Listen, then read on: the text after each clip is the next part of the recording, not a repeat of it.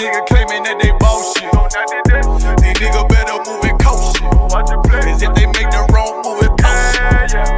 They see me, they like, ooh, keep on stopping. I'm on my way up and they ain't gon' stop it. They say they wanna hit that raw shit. Coming up on by the bullshit. They see me, they like, ooh, keep on stopping. I'm on my body, real niggas right beside me. Damn right, I brought my army. Going up like a rocket, and can't nobody stop me. These niggas garbage, so watch your mouth, boy. Coming all black, slithering house, call me mouth, boy. I'm off the hip like a cowboy. I'm a king, you should bow, boy. Shorty like that, man, you cut up. Nothing I can handle. 144 in the booth, going Rambo.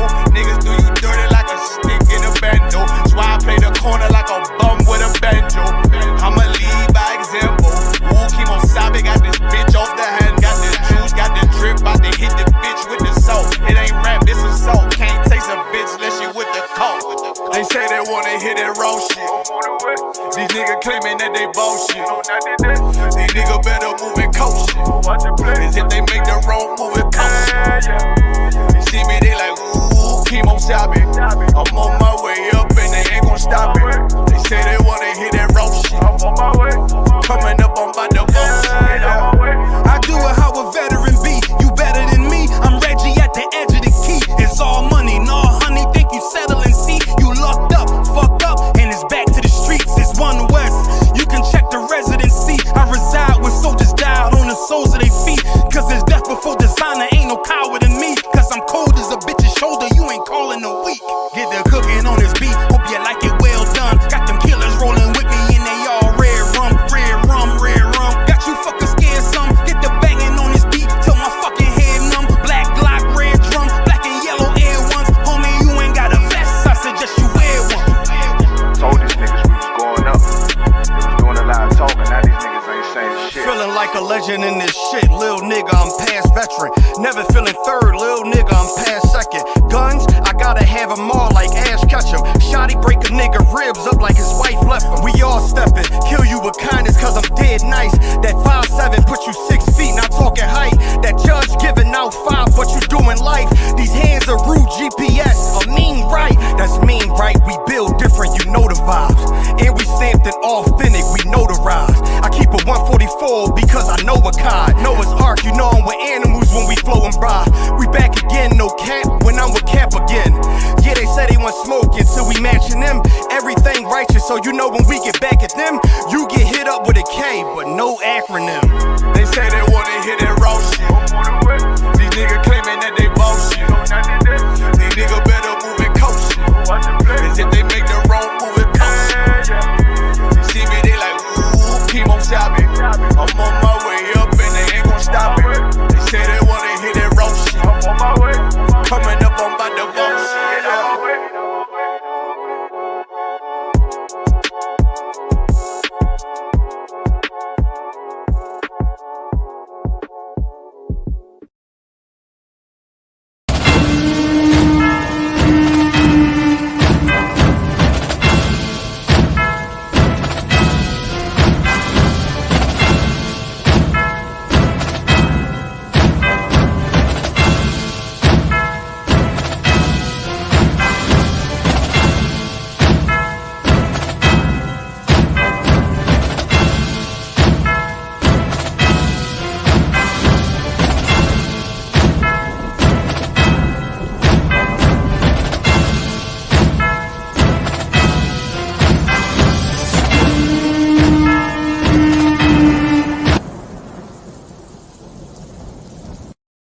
We talking about backstage. Yeah, nigga. Fake ass nigga. You ain't no Israelite, bitch, you a gospelite, bitch. Fuck you talking about? Hey, If that nigga won't walk, bitch, we ready. It ain't hard to find us. Hawk, I keep that stick locked, loaded, boy, he'll fade just line up. Young nigga name is Slayer. What you think, boy? You be done to try. Soft coast shit, we bout it. UPK soup solid.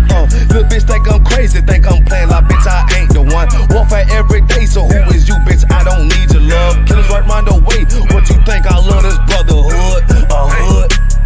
More than you, bitch. Sharp on shit, I'm bout it. UPK soup solid. Fuck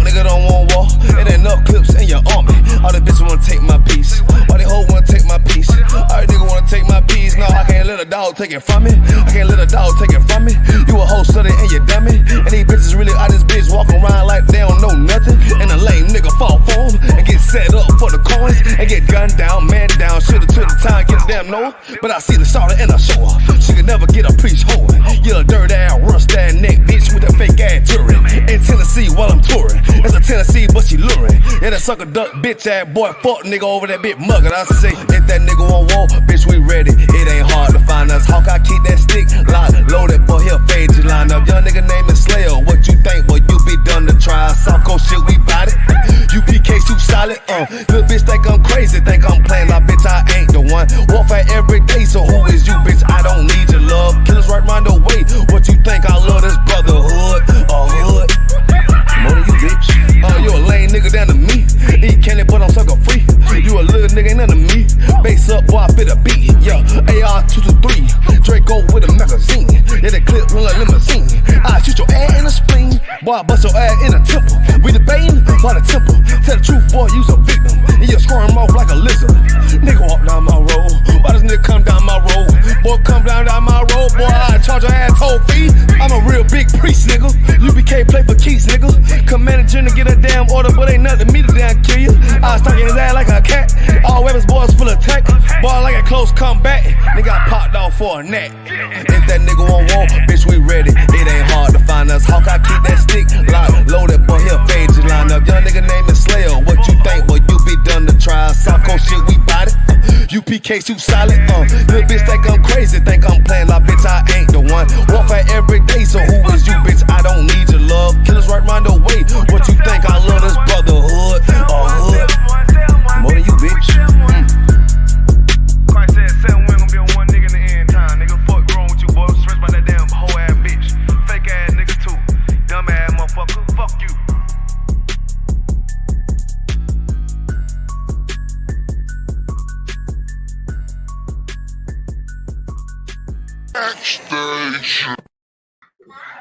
Alright, Shalom, clap it up.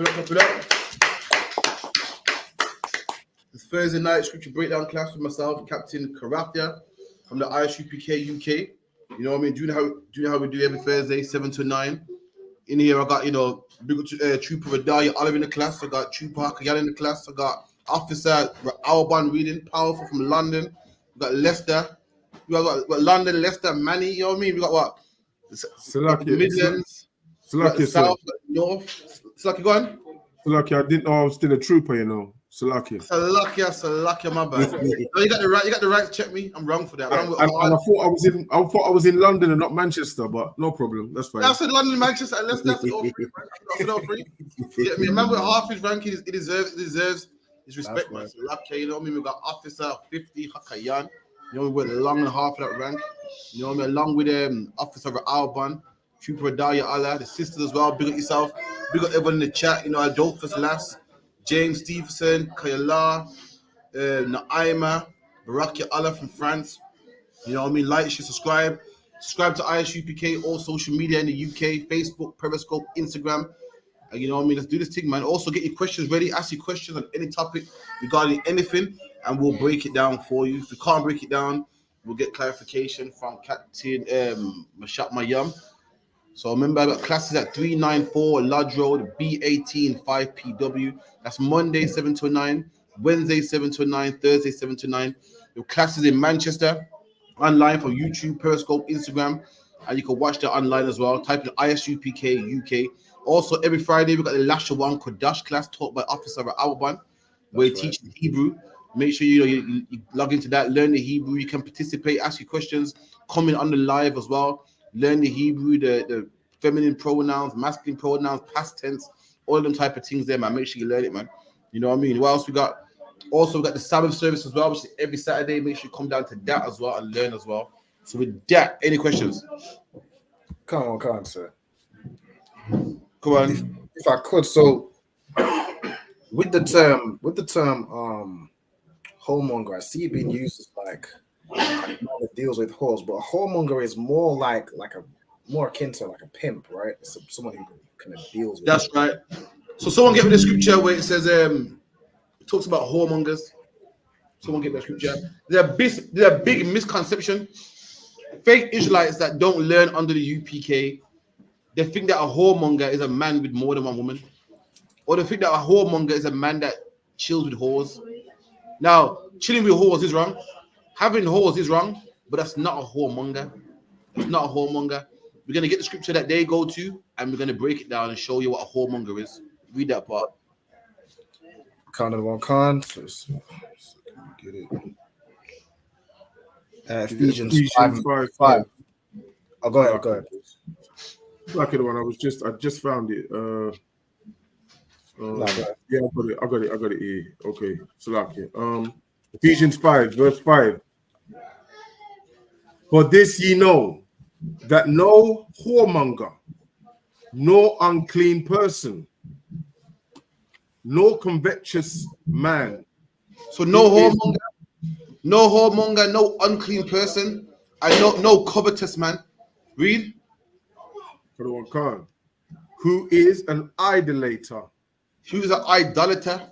Idolater. So you got a whoremonger. First and foremost, on topic, what is a whoremonger? Does anyone know what a whoremonger is?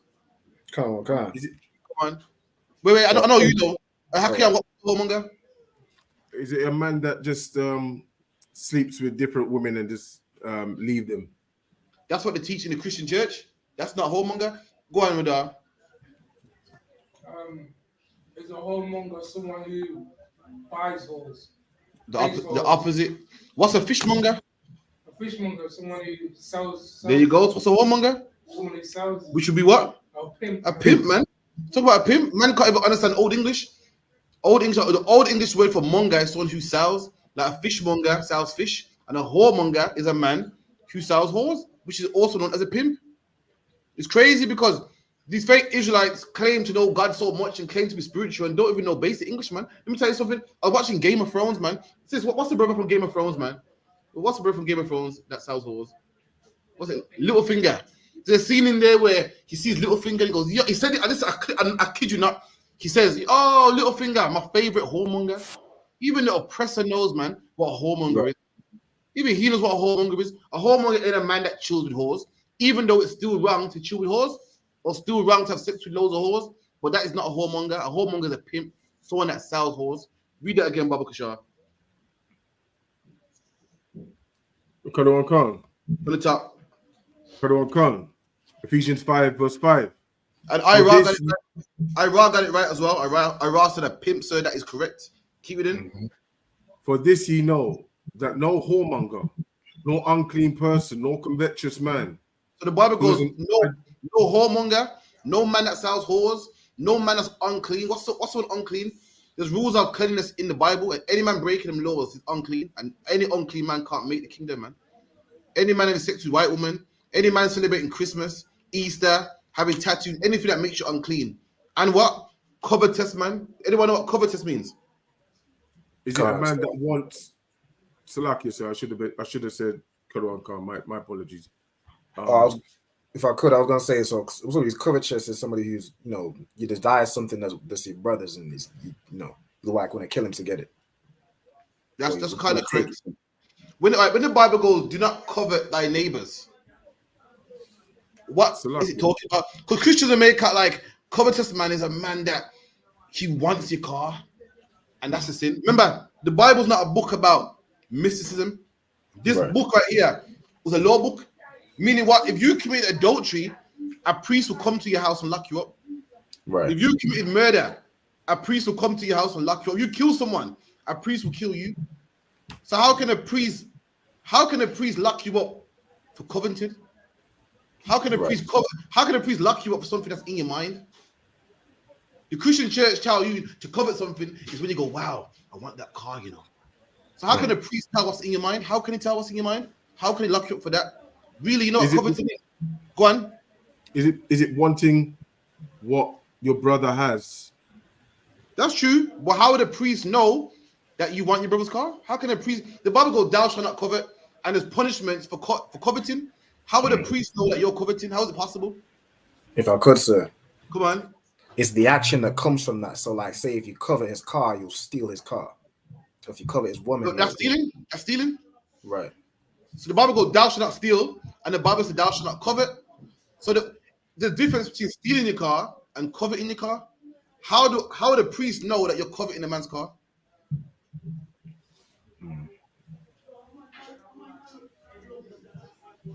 maybe he keeps talking about it.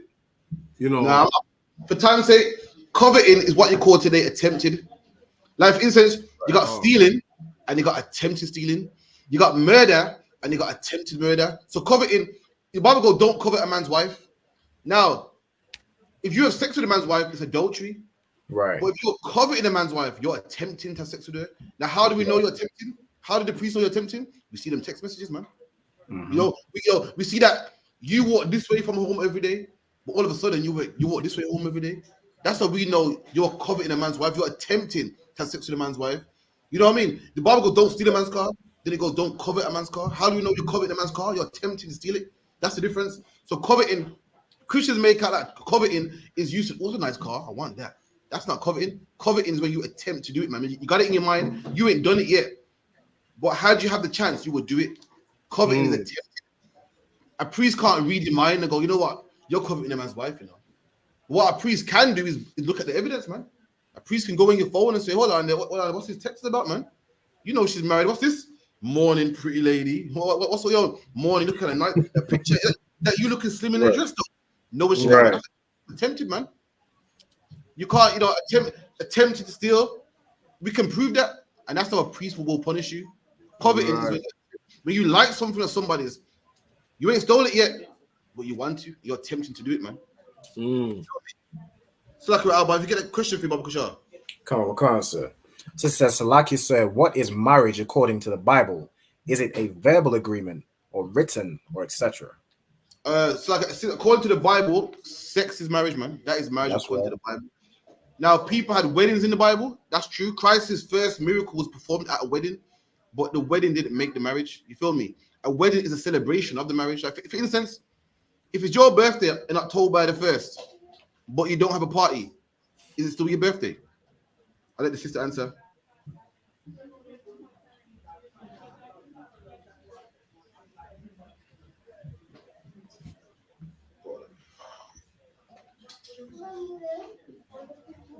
So if it's your birthday on October the 1st and you didn't celebrate it, you didn't have a party, is it still your birthday? Do you still go up 1 year in age? Are you still getting older every year? She says, can't, sir. Exactly. It's still your birthday. And likewise with the marriage, sex is the marriage. But if you don't have the celebration, you're still married. The wedding was just a celebration. For instance, if you're having a baby shower, if you celebrate it or not, your baby's still going to be born. Right. You don't need the baby shower. All a wedding is a celebration of the marriage. It's a party of the marriage. And let's prove that. Who got marriage in the Bible dictionary? Is that X? Oh, I didn't have my Bible dictionary, so I got it. I got Exodus 22:16 though, sir. Hold that for me. Go on. Radaya Allah, hold for me. If you could hold for me, hold on there. Hold for Genesis 24:67. So go on, Alban. Give me the definition first of marriage. Can't. It says marriage is an intimate personal union to which marriage is the intimate personal union. So it's something intimate. It's something that you don't do with everybody. Right. Something that's private, personal, between you and somebody else. Personal union as well. Unions when two people join, man. Marriage is a personal where two people join, not just by sex, but their lives change, man. They join their life. It's not two separate bank accounts no more. It's one. It's not your house or my house, now it's ours. It's not your life and my life now, it's our life. How are we going to do this? We are financially effed up. We need to get this fixed. We got to fix our house. Our kids, it's our everything. It's when you and someone else unite and it's personal. Read. Can't. Marriage is an intimate personal union to which a man and woman consent. It's where a man and woman consent. It's a man and woman must consent, man. So all them fake Israelites talking about you can rape a woman, that's garbage, man. That's a woman right. has to consent, man. There's no woman that consents to be raped. It's a woman has to consent and say, you know what? Yeah, it's gonna happen, man. A woman ain't holding her, trying to close her legs while another man's ripping them open. You can't rape a woman, man. Some of these coaches out there in the Middle East where they rape women to marry them. And once they rape that woman's their woman. Nah, man, not in the Bible. Marriage is where a woman consents, man. She has a say. Read. Can't. Consummated and continuously nourished by sexual intercourse. By what? By sexual intercourse. by sexual intercourse, man. That's what marriage is, man. And I know what you're thinking, but that's a Bible dictionary. I don't believe what the white man says. I want it from the Bible, man. Let's get it from the Bible too, man. The Bible backs up what Zondervan research, man. Zondervan did some research, extensive research on how Hebrews get married, and it backs up the Bible. Hold your point. Don't forget it, right? Go on, Akayan. Exodus 22:16. If a man entice a maid. If a man entice a maid, maid's an old English word for woman or young woman. If a man entice a maid, how do you entice a maid, man? By chirps, you know, man. It's a luck, yeah. It's an old British word. For all you Americans, you probably call it, what do you call it, macking or game. In the UK, we call it chirps, man. Call it chirps. You see a girl, you like her, man. You compliment her eyes, man. Her dimples, man. You say, yo, you're looking nice, man. You single? She says, yeah. You just compliment her, man. You know what I mean? You do what you gotta do to entice her, man. Maybe you smile, your accent, your car, whatever men do to entice a woman, man. You drop game on there. You feel me? You see a woman you like, you entice her, you make her say, you know what? I'm gonna give you a chance, man. That's how you entice somebody. That's how you pull somebody in, man. Keep it in. Quran Khan, that is not betrothed. And this woman's single. This woman's single. She ain't betrothed. You see a woman, you go, yo, you're nice, man. You from around here? You got a man? Nah, oh, you haven't. And you do that same line that every man uses. How can I, you know that line? What are you doing out here with no man? Oh, I'm dropping that. I'm dropping that. Since primary school, man. You're lying, man. No way. You're looking pretty and single. Come on, man, Hakia, man. From primary school, we're dropping that, man. And sadly, in my 30s, it somehow works still. But man, we're doing that stuff. Carry on. Quran Khan, he Salakia, and lie with her. And what? And lie with her. And this man lies with her. He drops game so much. She gives it up to him, man.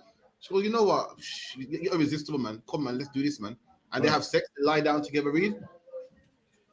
He shall surely endow her to be his wife. And that woman becomes his wife.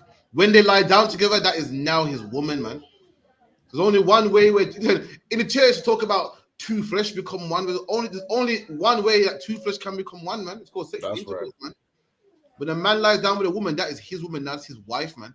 That's his woman. That's his. She belongs to him now, man. But I'll get me the one you got in Genesis, Babu Kishar. Book of Genesis, chapter 24, verse 67. And Isaac brought her into his mother's Sarah's tent. So Isaac brought Rebecca into his mother Sarah's tent. Now the two adults, man, we all know what adults do in a tent. Two adult man and woman in a tent. We all know what happens in a tent, man. They ain't playing cards. They ain't playing PlayStation. Listen, they watching the Euros. We know what adults do in a tent, man. There's one thing. A man and woman go away in privacy to do a certain thing, man, and we know what that is, man. And Isaac took this woman into his mother's tent, man, in privacy, man. Read. Might read it slow. Read. And took Rebecca. And he took Rebecca into the tent. Read. And she became his wife. Read that again. And she became his wife. And she became his wife, man. He took her into that tent. And when she was in that tent, right there in the tent, she became his wife. Meaning what? Before she was in the tent, before she went in that tent, she wasn't his wife. Right. She went in that tent. Something happened in that tent that made this woman his wife, man. So lucky. I wonder what that is. Right. This woman went in a tent that somehow belonged to this man. I wonder what that might be, man. Does anyone know what the Hebrew word for wife is? All right, Alban, man. Salakia. You gave me these armbands that I broke one of the studs already. Salakia. So carry on. No, anyone? So, I'm gonna get it right now. So. Well, read on. No. Does anyone know what the Hebrew word for wife is? It says Ashar. You can put it on the screen, yeah? I can get it on the screen. If you could, Baba Kishar.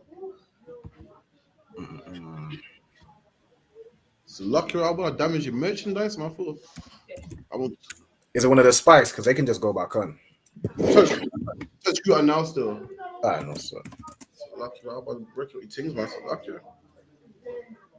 The word wife. I got. Let me see. Was it Ayasha? Ayasha. I got wife. I think Ayash is man. Let me see. Ayash means man. Give me wife anywhere in the Bible dictionary. And put it up so everyone can see what the definition is. I got it right here in the read that Bible.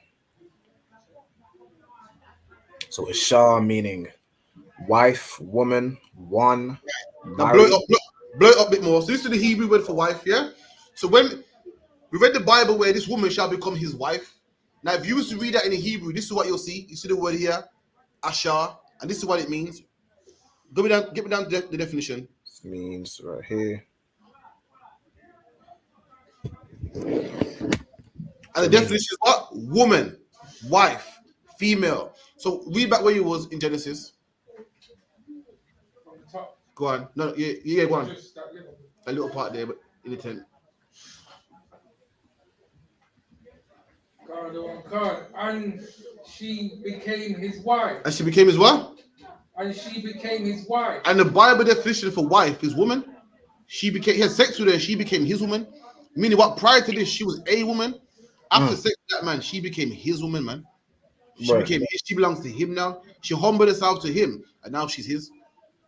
That sex was the purchase, it was the payment, man. Now you're his woman now. Now you don't have your own life. You don't come in when you want to come in now. Your finances ain't your finances. You don't live to make yourself happy. You're his woman now.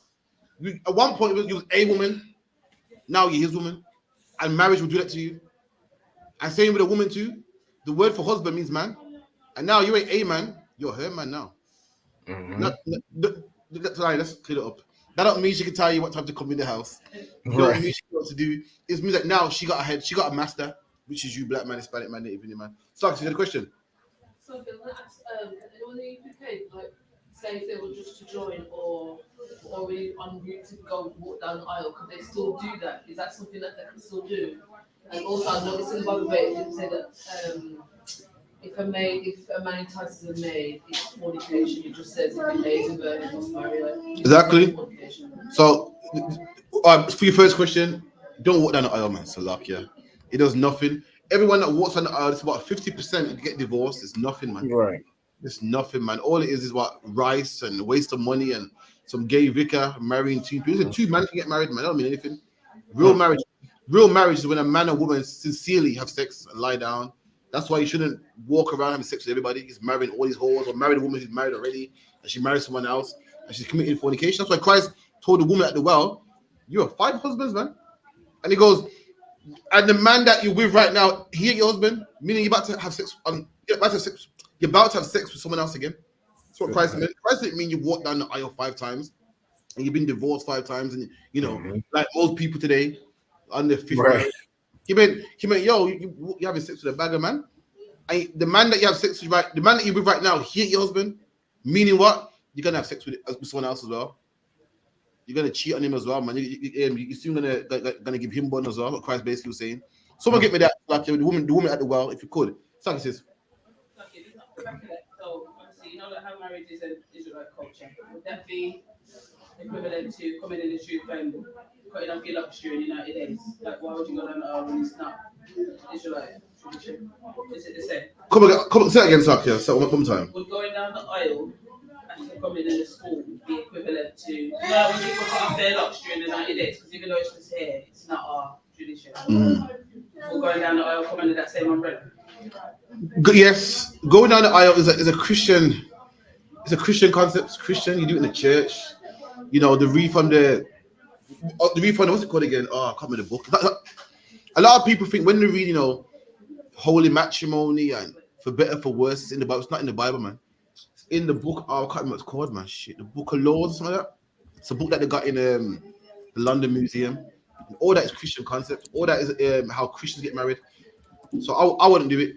It's all false. It's all Christian garbage and everything. It's not even real marriage, man. I wouldn't. You would never see me getting married down the aisle. Now, if you want to get legally married, that's different. You want to get legally married, so you and your wife can get certain benefits or whatnot. That's fine, because why is a piece of paper don't mean nothing to us.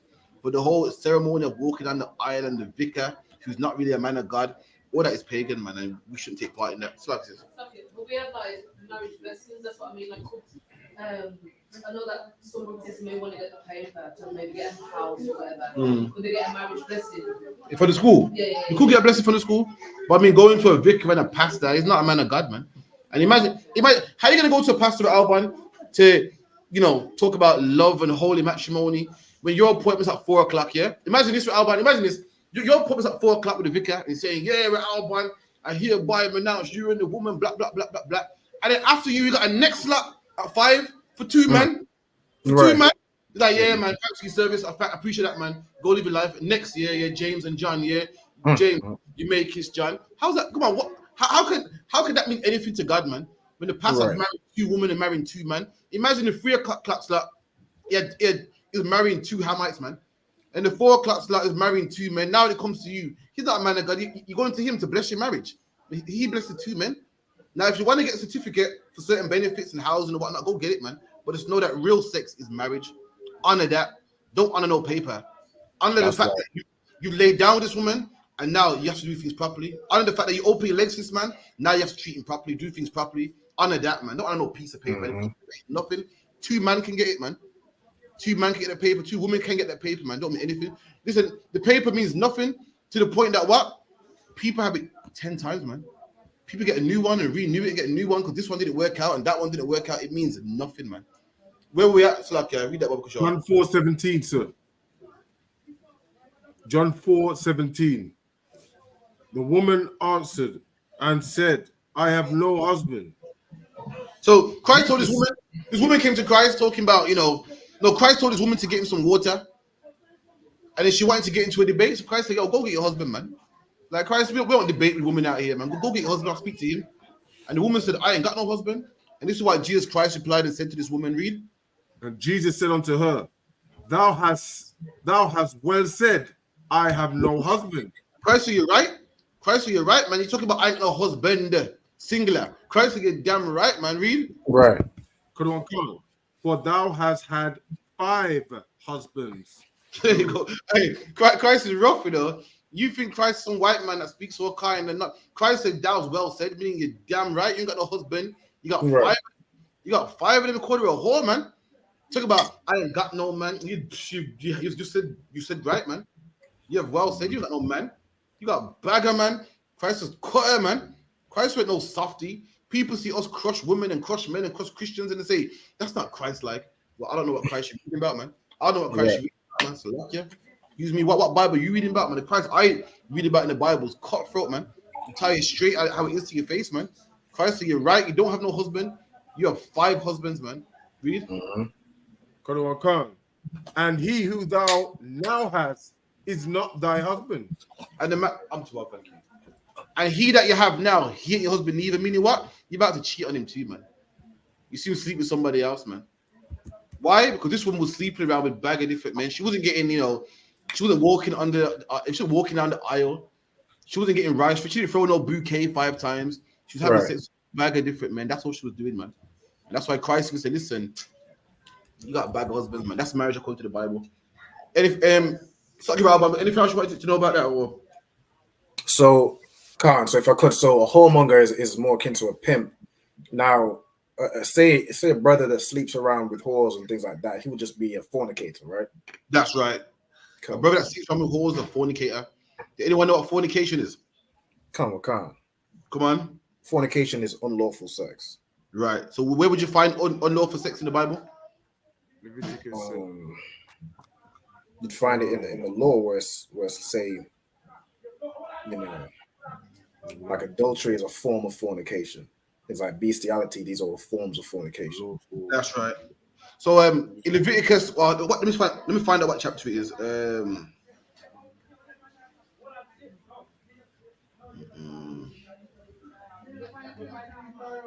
It is Leviticus 20. I think it's 20. The book of Leviticus 20. The whole chapter is about fornication. The whole chapter is about unlawful sex. Sleeping with your mother, your father, your uncles, a dog, someone out of your nation, someone who ain't black, Hispanic, Native Indian. You know what I mean? All that comes under the umbrella of fornication. Sleeping with a man's wife, that's fornication. So adultery is sleeping with a man's wife. Fornication is all unlawful sex. So technically, adultery is fornication. That's right. It has a word for itself, but it's also fornication. Bestiality is fornication. Having sex with someone underage is fornication. So a man having sex with whores, that is fornication. You feel me? It's not a whoremonger, but it's fornication. You feel me? Get me And if I could, oh, sorry. Go on. I was gonna say, so even so, a man sleeping with whores is technically it's adultery as well, because she's a whore because she's sleeping with multiple men, meaning she slept with a man, means she has a husband, and then when she sleeps with you, you commit adultery in a sense. Absolutely. Well, not in a sense, you commit adultery. Sex with man's wife, man. You find yourself a woman, man. Prove her, test her, try her out, man. And she don't stay long. Say she's a whore anyway. Or some girls are good. They're good, man, for 2, 3, 4, 5 years, and then later on you find out they were whores. Just let them go, man. Ain't that you can do about that. You know, next time just be more careful, man. Be more careful, and try run it a bit longer, and go get some counsel, man. There's brothers out there that can scan a woman like Terminator and say, yo, she's a whore, man. And some brothers take a bit longer, but don't go out there willingly having sex with a whore, knowing that she won't stay, man. Why can't we do that? Does anyone know why we can't do that? We'll end up. This is Salakia, so yeah, go ahead. Salakia, Rob, man. Salakia. No, go ahead if you have it. I'm just finding. I was just gonna say it's law that we shouldn't do it, and 2, you're probably gonna end up getting the disease and dead. That's true. But give me 1 Corinthians 6 and 16.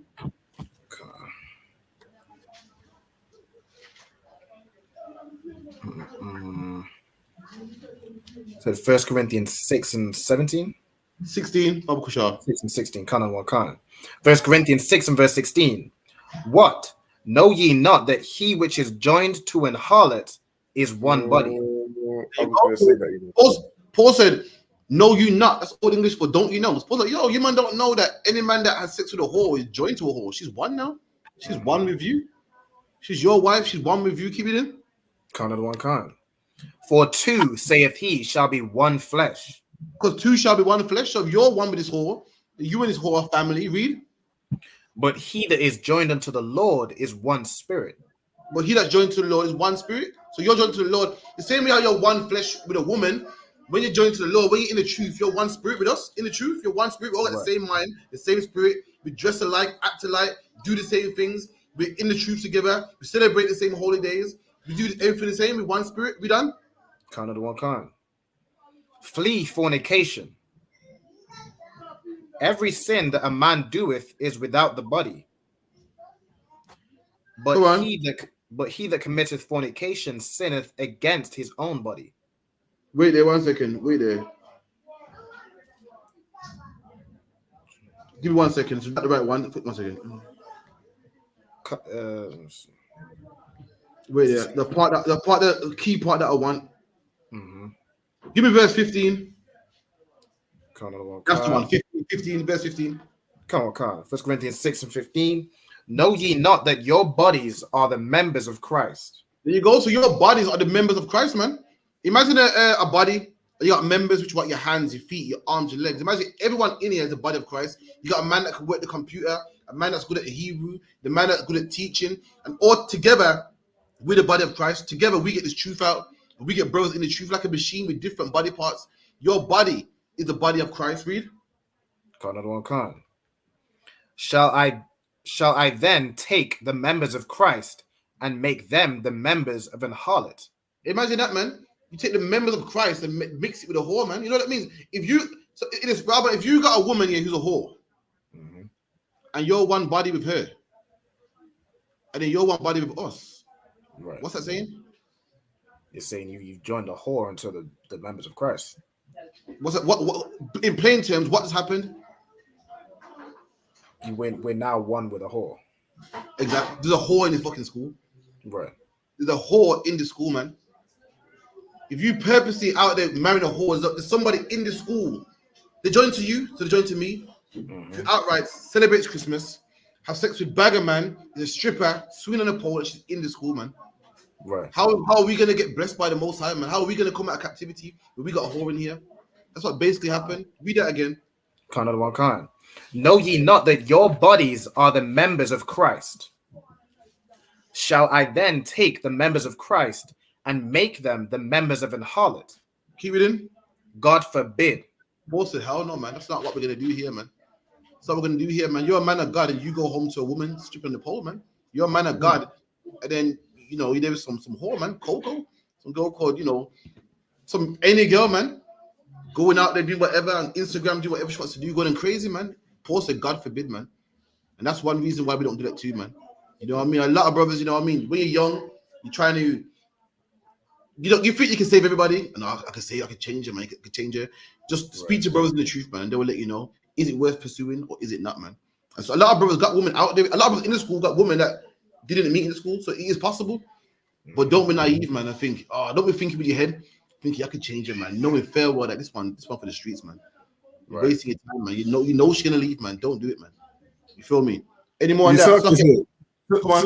If I may, you know, you said like purposely. That's a key word you said there. If you purposely join yourself to a hole, but then there's a brother that didn't know that she was a hole. She covered it, and you know, he didn't know that she, you know, bun weed, you know, alcoholic, and you know, sleep with this man and that man and chat shit and all them type of things there. It's like, yeah. What is that would that still be joining the school to a whole knowingly, Salakia? It is, but a brother might be naive.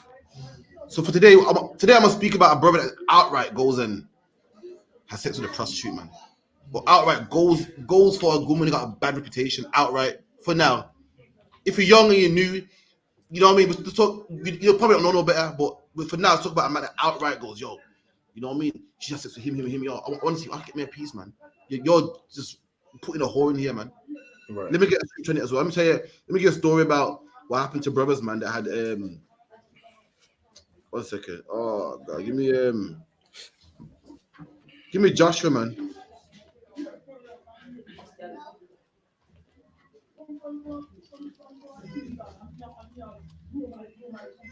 Bear with me. It's like you said. Come on. If your rib here starts to, I start to wander on to next man, right? Is that classed as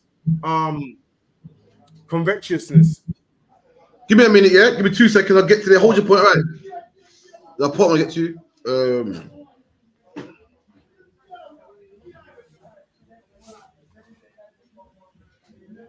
Give me Joshua 7. Someone give me Joshua 7.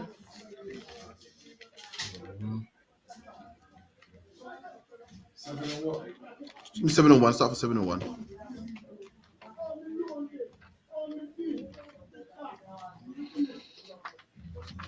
Joshua 7 verse 1. But the children of Israel committed a trespass in the accused thing. A clan. Hold that 1 second. The part that I want. Okay, I'm gonna get something. Okay. Is it the part about Rahab? No.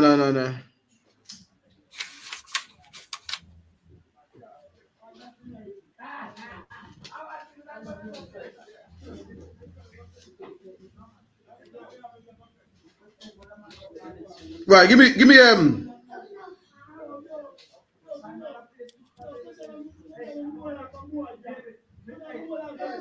verse 4.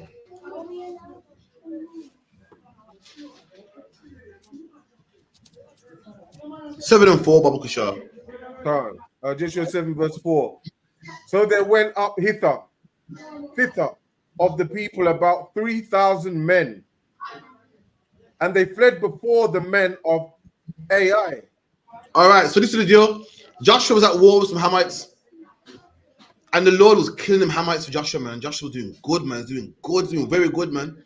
And when Joshua went to war, he told everybody, listen, anything you find, do not keep. And there was a man that saw a garment and said, yo, I like this garment. I'm going to keep this garment, man. And then all of a sudden, Joshua started to lose wars, man. Things started going wrong. He started to lose wars. And this is where we're at right now. Joshua had 3,000 men, and they all started to flee, all started to run, getting run out, getting beat up, getting killed by these Hamites, and they're all running, man. Keep it in.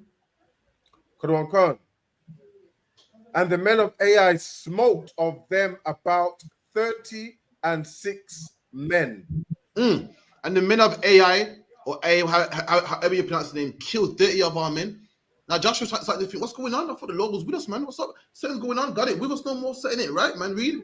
So like you said, that was 30 and 6. So like you. Come on. For they chased them from before the gate, even unto Cherubim. And they chased us away, ran us out, killed us, had us fleeing, had us doing 10 toes, man. Read. And smote them in the going down. Wherefore the hearts of the people melted and became water. Our hearts melted like water, meaning what? We lost our courage, man. At first, we was winning battles and we were feeling courageous and nice and brave. Now we thought, shit, can we really do this? Do we really have this in us? Read. Come on. And Joshua rent his clothes and fell to the earth upon his face before the ark of the Lord until the eventide. And Joshua heard this and fell on his face, started to cry. He lost 30 certain men, started to cry, couldn't believe it. He said, what's going on, man? I thought God's on my side, man. God told me if I serve him, that we will take over all this Hamite nation, man. What's going on? Joshua thought, damn, setting it right, man. And Joshua loved his brother so much. These are his men that, for anyone that went to prison, you would know that, listen, when you go to prison, the brothers in there that you're with, they're like your brothers, man. Why? Because you all suffer together, man. You all eat corned beef together, and you all, go bang up together, man. And lights out together, so they become your brothers. And likewise, when you're in the army, these brothers, you suffer together, man, fight together. You almost didn't die, and you become tight with them. And Joshua was the host of the Lord's army, and 30 of his men died, and he cried, man. He cries. This ain't like England. England, the troops die, and guess what? King Charles don't even give a damn, man. Every year he puts a wreath down. Why? Just because it's tradition. They don't really care about you, man. Black man fought for England, and guess what? No one even knows our names, man. But Joshua went like that. He loved the brothers that fought for him, man. He loved the brothers that were under his command, man. And 30 of them died, and he cried for them. Read. Come on. He and the elders of Israel, and put dust upon their heads. Come on. And Joshua said, alas, O Lord God, wherefore hast thou at all brought this people over Jordan to deliver us into the hand of the Amorites? And he's asking the Lord, saying, Lord, you brought us from Jordan to die to these Amorites. Why would you do such a thing? We could have just died in Egypt, man. You brought us so far to lose. What's going on, man?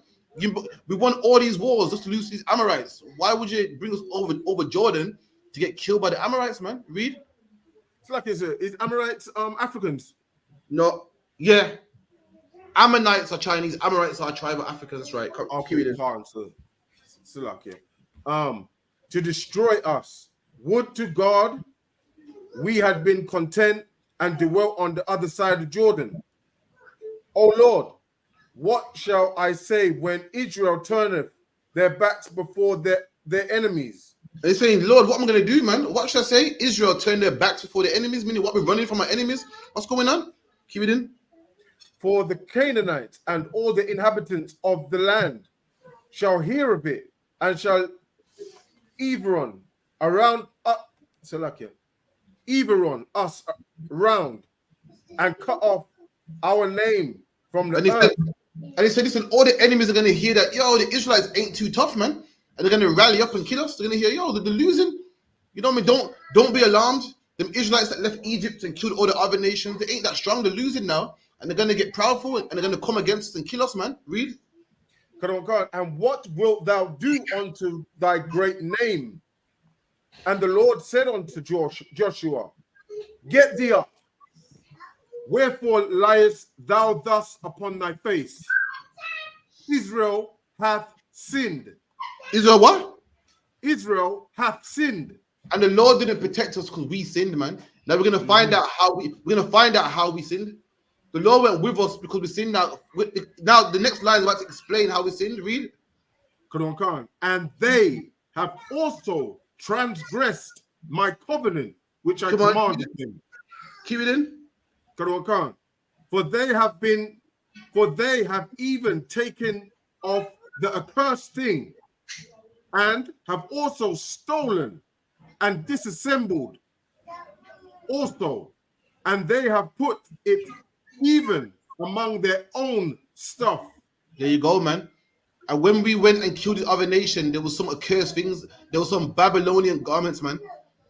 and one brother stole his garment and put it in his tent. And because his brother stole his garment and put it in his tent, the Lord went with us, man. The Lord went with us. Why? Because one man stole. So is the Lord going to be with us when we got a whore in here?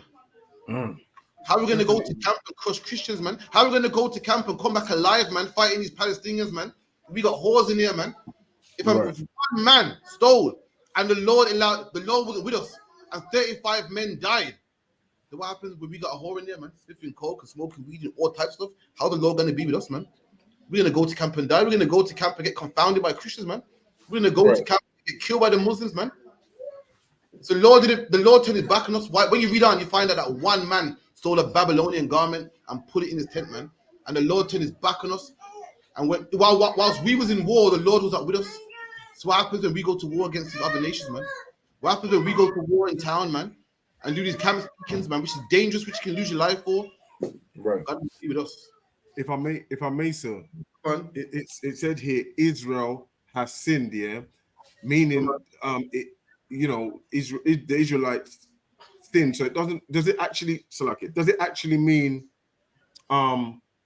it could mean that if any of us sin, right, that we could lose those battles just as Joshua did, or is it just in particular the whore, Salakia? No, I'm gonna take one man sinned. When you read on, one man sinned, and this one man caused the Lord to be with none of us. This one man is the reason why all of us, 30 of us, died. One man is the reason why there's 30 widows, man. Why there's children out there? Why there's 30 families with no man in the house? Why there's 30 women out there with no man? Probably even more. He's the reason why people lost uncles, lost nephews, lost sons and husbands, man, because one man was selfish and didn't care about his brothers, man. And when you purposely marry a whore, you're selfish. You don't care about. You just care about bending over this whore, and forgetting about the reputation of the school and the debates that we could lose and the fights that we could lose, man. And one man did that back then. So what? And he just lied and took a garment. He just took a garment. What are you doing, man? When you're married to this woman, man? Let's read it. Give me verse 20. Verse 20. Verse 20. And Achan answered Joshua and said, "Indeed, I have sinned against the Lord God of Israel." This is the man. So what Joshua did, yeah? The Lord told Joshua, listen, in your ranks, yeah. Excuse my friends, there's some fuckery in your ranks, man. And Joshua, okay. And Joshua did extensive investigation, man. They narrowed it down to one man. And this man confessed. This man said, you know what? You're right, man. His man's name was Achan. He said, you're right, man. I sinned against the Lord. We're going to find out what this man did. Read. And make a confession unto him. Salakia, my bad. Salakia, sir. Indeed, I have sinned against the Lord God of Israel, and thus I have done. Have I done? So he goes, you're right, it's me. I sinned, and this is what I did. Read. When I saw among the spoils a goodly Babylonish garment. So this man now is killing, is killing the Babylonians, is slicing, going to war, is ransacking houses, is burning down idols and statues. And then as he's doing this, it's a nice garment, the gold in there, and look at that, man, that's silk. The Lord said I shouldn't do this, but that was good, man. It's only one garment. Ooh, nice, look at this, right. And this man took it, man. This man went against the orders that he was given, man. Took the garment, man. Took it when he was instructed and commanded not to take it, man. Read. And 200 shekels of silver. Those are money and as well. A wedge of gold. Ransacking the place, doing what they're told to do, and he busts open a drawer. Woo. Sees the belly. Sees that good money. Goes, yo, look at that, man. That what a gold. I can't turn down this. Oh, good, man. Some diamonds. And it was too tempting for him. He couldn't turn it down. Couldn't say like too tempted for it. Let me see me. Radar. The man of this. Right. Let me take this piece of gold here, man. Don't hurt nobody. It's a little gold, you know what I mean? And he caused brothers to die, man, because he was selfish, man. Keep it in. And a wedge of gold of 50 shekels. Wait, then I covered them. Sorry. Covet coveted them and took them, and There you go. behold, they So are he- hid in the earth. So he coveted them. He thought, I'm gonna take that, you know. He planned on taking it, and then he took it. We show you that let you know covetousness is what attempted. He looked so, he goes, that's nice, man. I'm gonna seek opportunity to take that, and he did it. He coveted it, then stole it. I buried it in the earth. So the buried right, yeah, come back for you, star. It took the guy and said, I look good, man. I know Moses said don't take it, but I look good. Yo, I thought that, man. Check this, yeah. I'm just burying this, yeah. I don't know where Moses is going. About don't take this. Yo, man, should that gold? Look at that gold. He said, fat, where's your gold? Let me bury this one. Tomorrow when travels, come back for that. You know much crackle we can get from that? Sheep and goat and all thing. It was too tempting. So me take this. Boy, sometimes it's hard and I could do with this, you know. You know what I mean? I got what do you say? I got some gold put down. I got some gold put down, you know. And listen, this act cost brothers' lives. And guess what? Cost him his life in the end, man. Keep it in. Quran Khan. And behold, they are hid in the earth in the midst of my tent, and the silver under it. Boy, this man buried it in his tent, man. Keep it in. Quran Khan. And Joshua sent messages, and they ran onto the tent, and behold, it was hid in his tent, and the silver under it. Let me tell you, this Bible, people think that when you read the Bible, it's some man in the desert with a long beard. Nah, man, this Bible, listen, this Bible did intensive research, man. Court comes from the Bible. Investigation comes from the Bible. Witnesses come from the Bible. Listen, when you read the Bible, don't think Moses was a man in the desert, man, with dirt in his skin. That's a lie, man. That's a lie. He was civilized people. This man gave a confession. And what did Joshua do? He sent men to go see if it's true. He's doing an investigation here, and these men went and did. They go, yes, sir, we found it. Just like what a policeman would do today, man. Keep it in. Quran Khan, and they took them out of the midst of the tent and brought them unto Joshua and unto all the children of Israel and laid them out before the Lord. And laid them out, man. Show everybody, listen, without just like what you do in court, man. You go to court and say, what? Let the court see that this is a gun, this is the murder weapon. Lay them out in front of everybody, man. So everyone can see that this man is not being tried unjustly or unfairly. Everyone can see what this man has done, man. Read. Quran Khan, and Joshua and all Israel with him took Achan, the son of Zerah, and the silver, and the garment, and the wedge of gold, and his sons, Does that sound like and court? his daughters. Wait. Does that sound like court? Took the wedge of gold, took the garment, and laid it out in front of everybody, man. Got the what's it called? What's it called, man? You know they got the murder weapon in court. Got the evidence laid out right there for everybody. Got the man as well.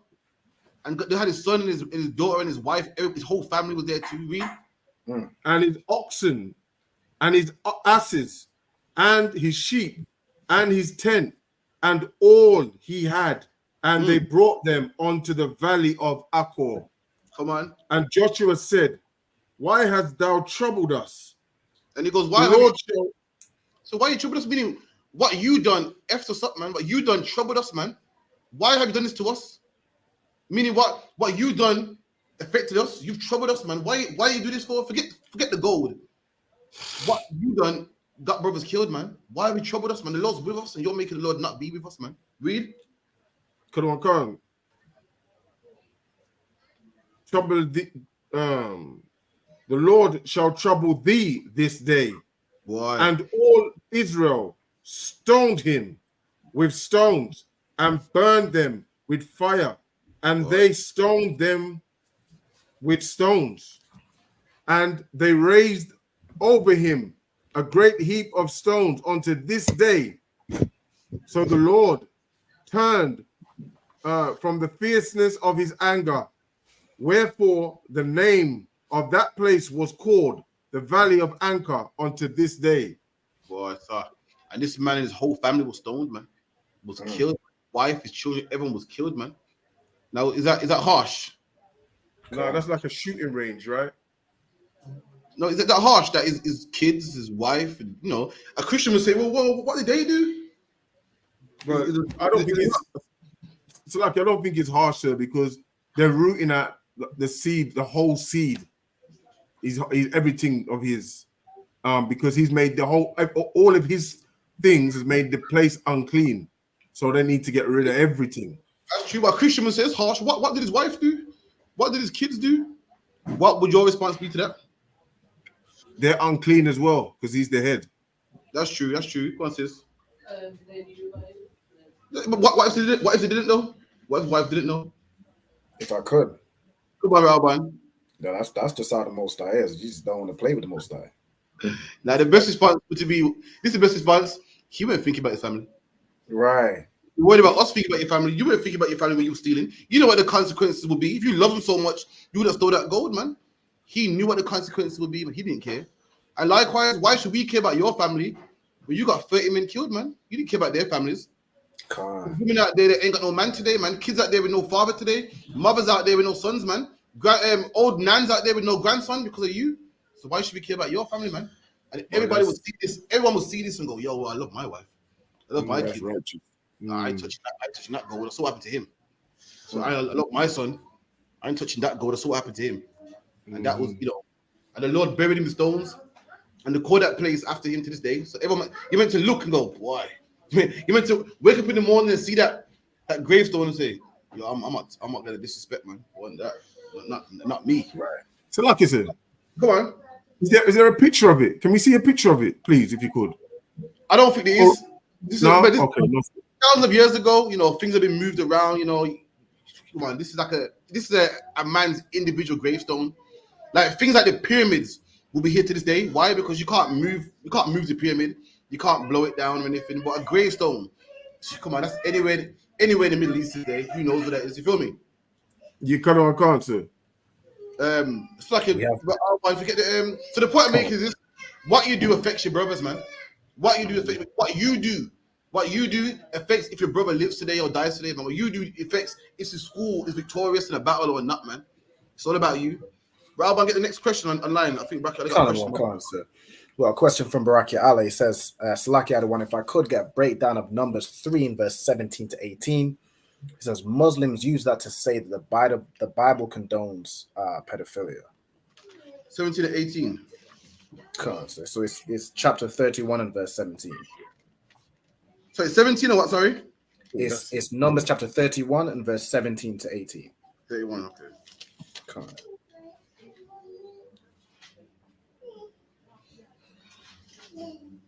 All right, come on, someone read that, Baba Kushar.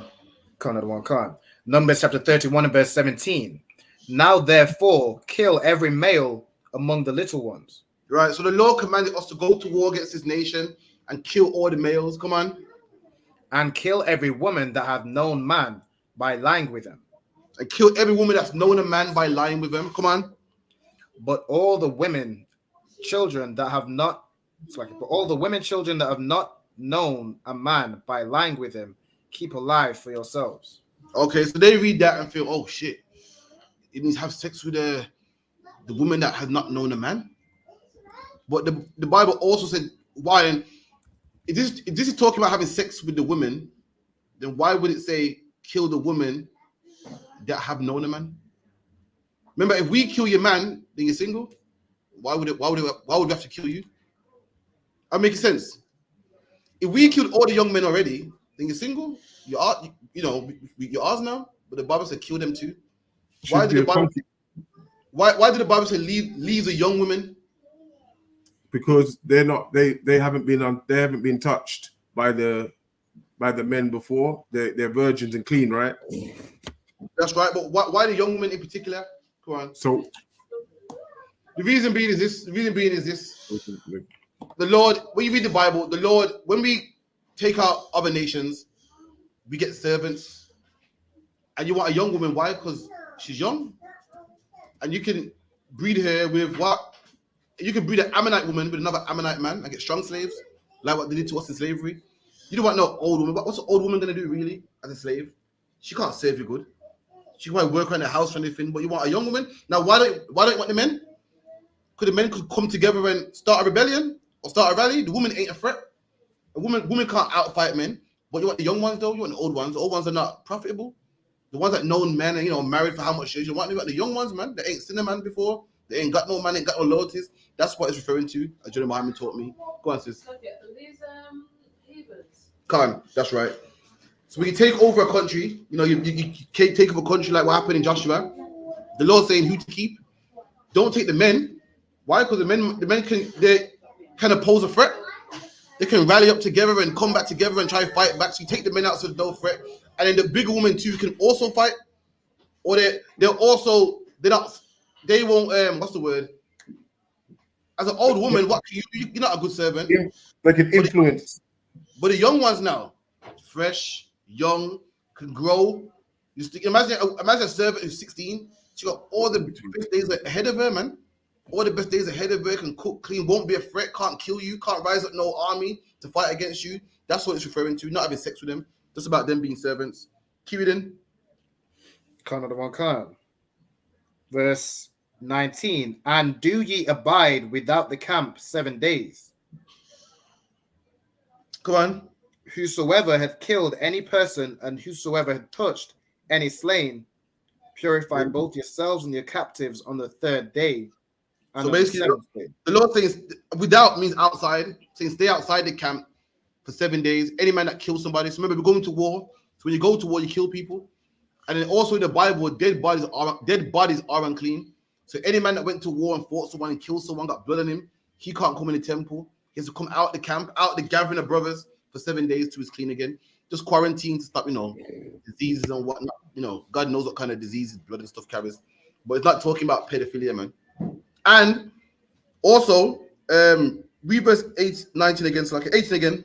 But all the women children that have not known a man by lying with him, keep alive for yourselves. There you go, man. Keep alive for yourselves. We know in our law it's wrong to have sex with another nations in our law. The Bible goes you can't make marriages with them. So we know it's not talking about sex, man. It's not talking about sex, man. It's talking about servants. In our law, go to Deuteronomy 7 and 6. Take them there and say, in our law, it talks. Listen, Deuteronomy is the law. Numbers also is the law. And the Bible don't have no contradictions. So how can Deuteronomy say have no marriages with them, but then here it's saying have marriages with them? It's not talking about that, man. We don't have pedophilia, man. And it's a nerve, actually. It's a nerve, man. How dare some Muslim talk about pedophilia when his prophet has sex with a 9-year-old girl, man? Right. That's some nerve, man. Pedophilia is crawling out of that book, man. Got the nerve to talk about pedophilia. Let me tell you something. This Bible says keep the children for yourself. It didn't say nothing about sex. That's right. It said nothing about sex. Your prophet outright married a woman, man. This scripture here, we're not, you're not sure what it's saying here, but we know what your prophet did, man. Plain as day, had sex with a young woman, man. So the last people that should be talking about pedophilia is a Muslim, man. So lucky. That's what I gotta say, man. That's the last people, man. Having sex with it. He had sex with his right-hand man's daughter, man. So lucky. Any more questions, Baba Kishar? Can't, sir. But one more question from the sister on Ima. She says, so like it's who holds husbands and wives accountable in a marriage? I'm not sure what you mean. If Rabbi, you get what you're saying on Alaa? I think she's saying, so if, say, either the husband or the wife have an ought with each other, who kind of holds them accountable? Like who would resolve the issue within a marriage? Oh, well, if you're in the U.P.K, listen, man, if you're in the U.P.K, we have the best counseling, man. We have marriage counseling as well, man. We have marriage counseling, man. And ultimately, the man's in charge. So if your woman's acting dodgy or whatever, listen, it all comes down to you, man. If your woman steals something, we'll speak to you. But at the same time, everyone's accountable for their own actions, man. So make no mistake, you can't do nothing wrong in the U.P.K and say, go speak to my man. You get dealt with individually, personally as well, man. If that's what you mean. But we got marriage counseling in the U.K, in the U.P.K. And if you're in the world, listen, Lord be with you, man. I guess who your marriage counsel is in the in the world? Child support, man. Right. The police that get called, they're your marriage counselors, man. If you're a man out there in the world, you got a problem with your wife, listen, you're going to jail, man. She calls 999, you're going to jail. Listen, they're not going to come and say, who's in the wrong here, man? They're coming to you with them handcuffs, man, straight away. The black man's always wrong. If let police come to your house, you're raising your voice, you're going to jail, man. I'll advise everyone to come to the U.P.K, man, and get the best marriage counsel, man. We actually fix marriages here, man. In the Christian church, the pastor loves the beef in your household. Why? So you can have sex with your wife, man. You can say, yes, this is not working out, man. I know what you say. It's so terrible, and it's horrible, man. The U.P.K is the only place where, listen, the U.P.K, we fix marriages, man. Your man will be in the wrong, man, and we will check him. We would check him, man, and make him do some serious work, man, so he don't do it again. But we don't advise you to leave anytime, man. And we check him. Why? So you can be. So both of you can be happy. We check him and make sure everything's to what man. Tell him, listen, don't do that, man. That was wrong of you, man. Even though he's a man, tell him that was wrong, man. And then months later, we hear how you lot are on the beach having a wonderful time, and we hear them go, "That's nice, man." See, you know what I mean? That's what my work is, man. Your pastor now, he's trying to divide you. He wants you for himself, man. He wants you for himself. And listen, the church is a hard place to be, man. Church is horrible. Imagine that. Imagine a place where you go to learn about God, man, and the pastor takes your wife, man. A man who you look up to like he's a man of God, and he wants your wife, man. Having what they call late night Bible studies and then them type of things there. Good night. I didn't want to have sex with my wife, and they have sex with your wife, man. So lucky, you know what is it? And it tells you, listen, crafting the man for you, man. You feel me? Listen, you know, he's always making you cry. You're not happy. God don't want you to be unhappy. Listen, in UPK, that don't happen, man. Right. In UPK, we tell you to go back to that man and fix it, man. That's right. Fix it, man. We call you, man. This what's going on, man. We hear that you like ain't getting up, man. You like try doing this. You should try going out once in a while, man. Come on, man. We actually fix people, man. So lucky, man. I don't trust him on my wife. So lucky. My wives are strong. Listen. But my wives are strong and I trust them, but still don't want them around that pastor. So lucky, man. It might be too strong that day. So lucky, I can't have it, man. Any more questions about Baba Kashar? Can't. So we've got one more. If I could, Officer Hakayan, could you get John chapter 1 and verse 18? Can't, sir. Water. Not right now, just hold it for now. The brother's question is, Salaki Adawan, could I get a breakdown of Genesis chapter 32 and verse 30, where it says Jacob seeing God's face. It's like it, but Jacob seeing God face to face, as John 1 and verse 18 says, no one has seen God. And then they asked if John 12 and 44 to 45 could be a precept for Genesis 32 and 20. Right, give me the one in Genesis, Baba Kashar. Can't. Book of Genesis, chapter 32 and verse 20. And say ye moreover, behold, thy servant Jacob is behind us. For he said, I will appease him with the present that goeth before me. And afterward I will see his face. Peradventure he will accept of me. Come on. Verse 21. So went the present over him, and himself lodged that night in the company. 32 and 30. Come on. And he rose up that night and took his 2 wives and his 2 women servants and his 11 sons and passed over the ford Jabbok. That's what you at 32 and 30, yeah? That's not it. It's 32 and verse 20. No, Genesis 32 and 30 is lucky. That's what you want. Oh, 32 and 30. Oh, so lucky. I misread, my fault. Genesis 32 and verse 30. And Jacob called the name of the place Peniel, for I have seen God face to face. Right, so my life is preserved. So Jacob wrestled with a man. Imagine Jacob with a blessing. This is our forefather, man. He saw a man, and he knew that this man came from God, and he wrestled him. And he said to him, listen, do not go away till you bless me. And this man blessed him. And after that, now Jacob called the place what? Peniel, which means what? Panya Allah, man. Panya means face, like, you know, Allah what Panya. And Allah means God. And he called the place face of God. Why? Read right, man. Come on, Salakia. He says, call the name of the place Paniel, for I have seen God face to face. So Jacob said he saw God face to face. Now, in another part of the scripture, it says no man has seen God, but Jacob said he saw God face to face. He said it. He saw God face to face, man. This is where you need precepts, man. This is who Jacob actually saw face to face. Give me Hosea 12 and 4. 12 and 3. Hosea 12 and 3. Talking about the same exact account. Talking about what happened right here in Genesis. Right. Book of Hosea, chapter 12 and verse 3. He took his brother by the heel in the womb. Talking about Jacob, the same Jacob that wrestled the man, took his brother by the heel. Remember that when he was born, took his brother by the heel. Read. And by his strength, he had power with God. He had power with God. Remember, wrestling God, he saw God face to face. Read. Yea, he had power over the angel. Yea, indeed. So he said he had power with God. He's fighting God. Remember, he wrestled God. Yea, indeed. Read on. He had power over the angel. Over the what? Over the angel. Over the what? Angel. So who did Jacob see in Genesis 32, man? Who was Jacob wrestling? Who did Jacob have power over in Genesis, man? Did anyone know? The angel. the power over the angel, man. So why did Jacob say he saw God face to face when he rested the angel? Because he knew he. 1 second, what's this? Because the angel works for the Lord. That's right, that's true. What are you gonna say, Hakian? I was gonna say, sir, because he knew that the angel come from God. Absolutely, give that a hand, man. Absolutely. Because the angel works for God, the angel came from God, man. That's right. You feel me? Has anyone ever heard people say stuff like, yo, Preeti Patel deported the Windows generation? Is that true? Can't. It's true, yeah, can't. It's True, yeah, but did Preeti, wait, but did Preeti Patel personally get black people on a plane and deport them? No. What happened? So why are you telling me Preeti Patel deported the Windows generation? She gave the order. She gave the order. The order came from her. Did Barack Obama find Osama bin Laden? Yeah. So Barack Obama got his gun and found Osama bin Laden himself. No, but his people, them who was assigned to the job from himself. Absolutely. Under his orders, Osama bin Laden was found. You feel me? Did Osama bin Laden blow down the Twin Towers?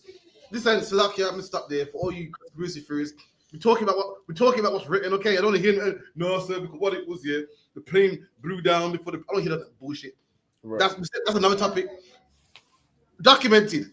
Did Osama bin Laden blow down the Twin Towers?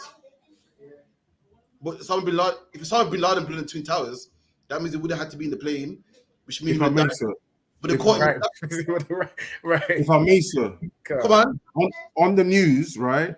They mentioned Osama bin Laden did it because they knew that he was the one responsible for sending out the armed forces or the armed people to do the job.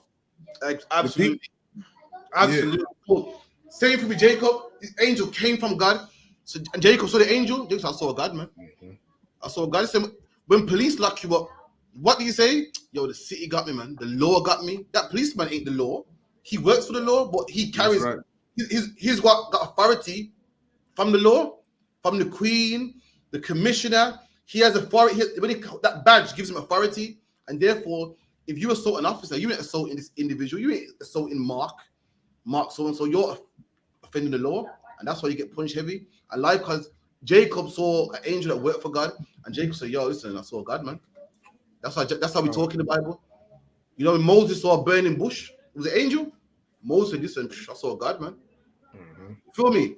When people get, when people get saved, if a car's coming your way and someone drags you out the way, what do you say? Oh, thank you, God. Now, did God drag you out the way? Or did this innocent bystander that saw you in the road drag you out the way? Well, you know who really saved you. You know who sent this man to save you. You feel me? If your house is burning down and the fire brigade comes and boosts open the door and grabs you out, you say, oh, thank you, God, man. But listen, God didn't come down and drag you out the house. God didn't put a ladder to your bedroom window and get you out. But you know this man is sent from God. And that's what Jacob knew. Jacob knew that this angel was sent from God. And that's why he called the name Panya Allah, because he saw the angel face to face. He was sent from God. Therefore, he saw God face to face. So, like, what's the other part of that question? Slacky, the other part is, you've quoted the scripture, John 1 and verse 18, where it says, no one's seen God. And then he asked if John 12 and 44 to 45 could be a precept for Genesis 32 and 30. Yeah, get that John 12 and 44 to 45, and also back a year. So it still remains that no one has seen God, no one's seen God the Father. People see representatives, people see angels, but no one's still seen God. So what we read there ain't a contradiction. You know what I mean? Jacob did not see God, he saw an angel that worked for God. That's how the Bible is, man. You know what I mean? And if I could, sir, come on. The word for God, like as we broke down a few, I think it was like 2 classes ago. The word used for God is Elohim, like in the scripture, in the Blue Light Bible. So it says he saw God, which is Elohim, and Elohim. If we go into that, it means like the rulers. It could be referring to God or the angels, divine ones. You know what I'm saying? It's more referring to the angels, and it can also refer to the Most High as well. Come on. But of course, we know from the account in Hosea, as he said, sir, it was an angel. There you go. So if you're reading in English, you see the word God there, so you feel, oh shit, saw God. But if you're reading in Hebrew, you see Elohim. You saw the Elohim here, saw the Elohim face to face. It's there, which means angels, powers, rulers. fulfilled God though? You see his hands and feet were black. In Daniel. Daniel fulfills death or something like that. Oh, in Daniel, they said saw God's hair. No one's seen God's face. No, but didn't say that his arms were black. So his arms, no. So his hair. In Daniel 7:5, so Lord's hair, which is like wool. Another part of the garment where a man saw God's. Imagine this. This is how glorious the Lord is. The part, I think in Daniel, no, Isaiah, it's that man saw the hem of God's garment. The hem is like the little fringe, and it said it through the temple. That is one fringe through the temple, man. So people see like the hair of God, or I think Moses saw the backside of God behind him, but no one's ever seen God. That creature remains. So like I said, come on. You said fill the temple with that one. With the one fringe, man. Imagine how big God is. Like the hem of his garment, meaning a fringe will fill up the whole temple. The temple's massive. Is that in the Bible? Is that in the Bible? Yeah, man. Let me get that, man. So once again. So I'm not doubting what you're saying. I know it's there, but I mean, I've never heard that. I never heard that before. Salakia. You got to hear it today, Salakia. Got to hear it, man. God. Bible says what? The earth is the Lord's footstool, man. Imagine the footstool. You know when you cock up your foot, you got your footstool. Right. I hear you. This big earth, Yeah, continent Africa, God. North America, South America, Antarctica, and Lord's of his foot and all that, man. You know what I mean? You're like Africa and this and Europe, and Lord's like, yeah, all them continents something that's rest my foot on, man. Showing you how big he is, man. You give me it's Isaiah 6:1, I believe.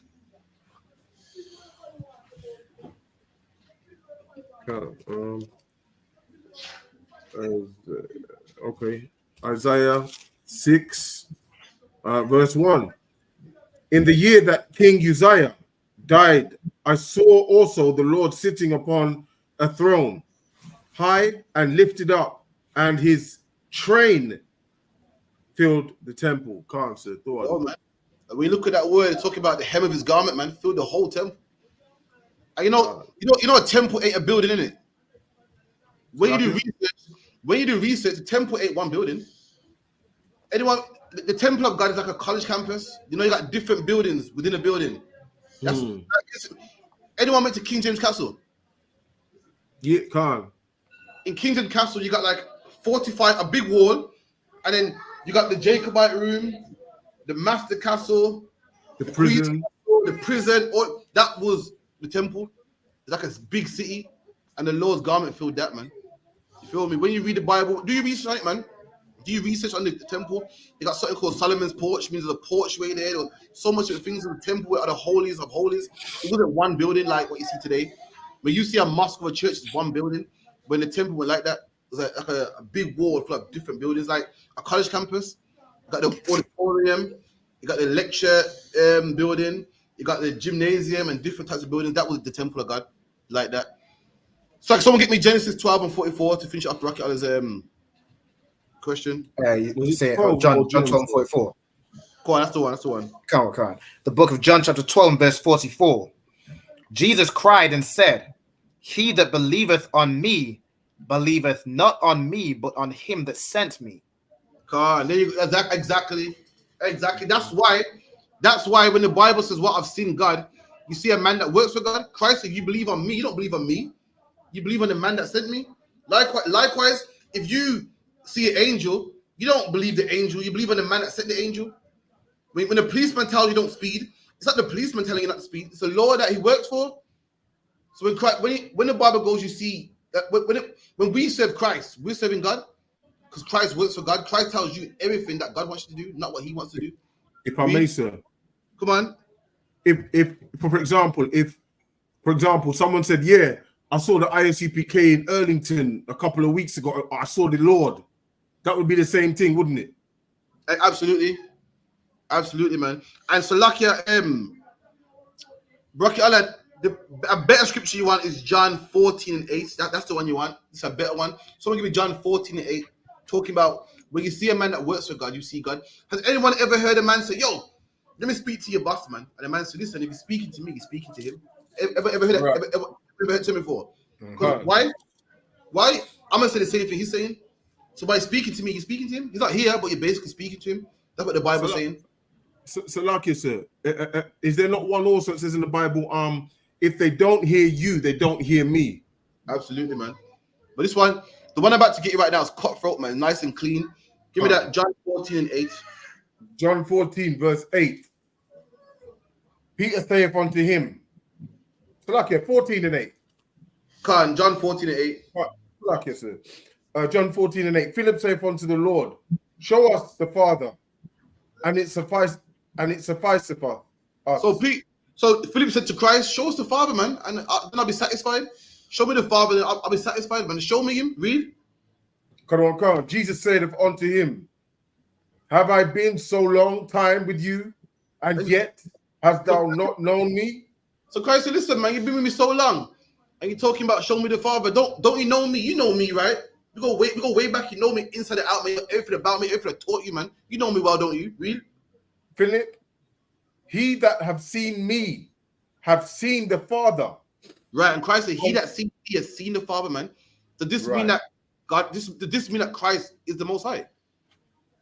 No, it don't, man. What it means that you're looking at me, and I'm a man that follows the Most High perfectly, then you're basically looking at God, man. Christ said, Philip, you've been with me so long, you know me well, man. I've never taught you nothing wrong in your life. You know me well. And guess what? You've seen the Father, man. You know me. You know the Father. You know me, then you know me, then you know the Father. Everything I teach comes from commanding General YAHANNA, man. If I'm teaching you now, commanding General YAHANNA teaching you, everything he taught got passed down to me, passed down from a captain to officers to me. So you're speaking to me, you're speaking to commanding General YAHANNA. You're speaking to you're speaking to Officer Hakayan. You're speaking to me, and you're speaking to commanding YAHANNA. Because we teach the same thing. That's what Christ meant. That's what it means when it says what? That Jacob saw God face to face, man. He saw the angel that worked for God. Slap us, sis. So before you can't see God face to face to that faith thing, you know how like people want to see like what they believe in. Is it he doesn't allow us to see because like he wants us to believe about. I couldn't tell you, sis. I don't know. It's how it is. The Lord says the Lord is the one who's seen him. So lucky. The Lord gave us rules and commandments, do's and don'ts, things that we gotta do, and weed and drugs that we gotta battle and fight every day. And yeah, man, the Bible goes, don't be concerned with what's it? Don't be concerned with hard matters, man. But we gotta be concerned with this, smoke, this fighting this weed, man, and not smoking this coke, man, and not having sex with these whores, man. We gotta fight this. You know what I mean? Christians want to worry about where did God come from, and how did God look like? We know God exists, and we know God's rules. Let's follow these rules, man. That's what we gotta do. Don't be concerned with, and that's the word. Don't be concerned with unnecessary matters, man. That's what we gotta do. Come on. Salakia, no, that's the philosophies of men, Salakia. Not the right one, is it? No. Yeah. I'm quoting it. It says, be not concerned with unnecessary matters. I think it's the Apocrypha. Right. Can't you? Some ideologies. No, one second. Let me see if I can get it for you. Someone get me Ecclesiastes in the Bible as well, man. The last chapter about the last verse. Someone give me Ecclesiastes. Someone give me Ecclesiastes in the last chapter, and someone give me Ecclesiastes in the Apocrypha 3 and 23. I've got Ecclesiasticus 3:23. Be not furious. Hold that. What you got? 3:23, yeah? Yeah, I've got Ecclesiasticus 3 and 23. Get me that one, Balkashar. Kadawan Khan. Ecclesiasticus 3:23. Be not curious in unnecessary matters. And that's what it is, man. Don't be curious in unnecessary matters, man. We're worried about, how does God look like, and are we gonna see God? We gotta worry about these gangs, man. We gotta worry about fixing up black people and fixing these whores and fixing black men and fixing black families, man. And brothers getting killed by the police. We got a lot to solve, man. We can't be curious in unnecessary matters. Keep it in. Kadawan Khan. For more things are showed unto thee than men understand. You go, man. There's many things that we don't understand, man. So why even bother about it, man? Let's worry about the things that we do understand. Our lives in God is like this. Imagine this is the best way I can word it is like this. Fish in a fish tank. Imagine you're fishing a fish tank here, and every day or every 4 days, someone gives you fish food, and it falls from the sky, and you just eat the fish food. The man that give you that fish food, you don't know how he got the fish food. Did he work for it? His life, and if he did, it would just drive you crazy. It's something that's out of your comprehension. Like you couldn't worry about a human being and children and how they reproduce and how it's just way out of your comprehension. What do you do as a fish? Eat the fish food, man, and live it. Feel me? Who gave you the fish food? It's out of your comprehension. Does he have a wife, a kid, and this? How's the wife and children working? So he works, he gets money, and buys the fish food, and it's made in the factory. It's out of your comprehension. Your life is in this tank. How you sleep in this tank. Your wife, as a fish, your life, your children, the eggs and whatnot. It's all about this tank. That's your word right there. And black man, our world is earth, man. There's rules we got to do and how we got to live on earth. We're going to govern the earth, take over the earth. What happens that day in the heavens ain't for us to know, man. The Lord just didn't want us to know. Right. That's right. The things the Lord did want us to know, put it in the Bible. Right. You know the Lord wants us to know not to have sex with a man's woman. Right. That's what we got. The Lord wanted us to know not to smoke weed. That's what we got to do. The Lord wanted us to know not to have sex with white women. That's what we got to do, man. Where we live in this bubble, that's what we got to do. We don't worry about what do the angels eat and so forth. We don't live there, man. We got to be concerned in necessary matters, man. Salakia Alban.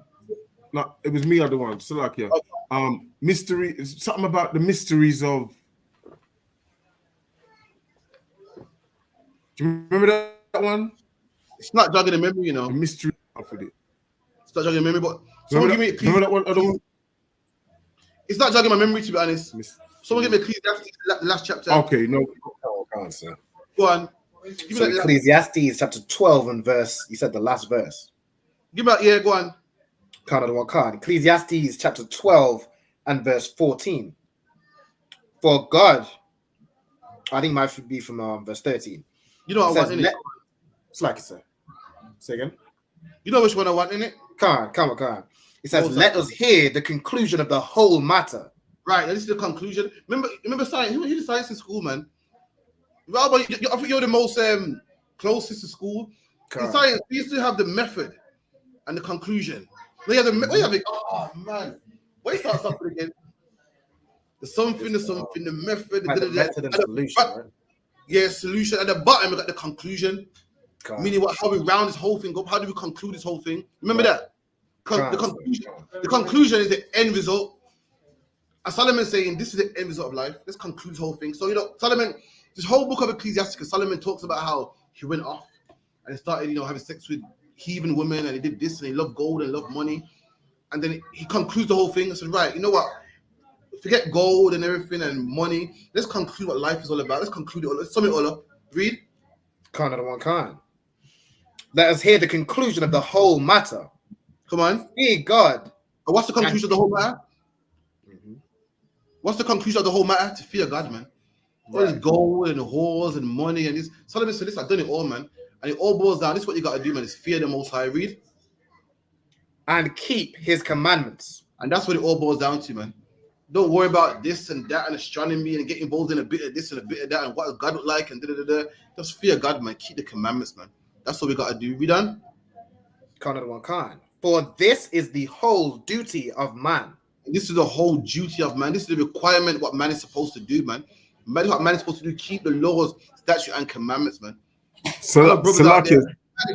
One second. I know man out there that won't come in the truth, man. I know some smart brothers, man, quote unquote, so smart, and they know about this philosophy and that philosophy and this, that, but yet don't want to come into school, man.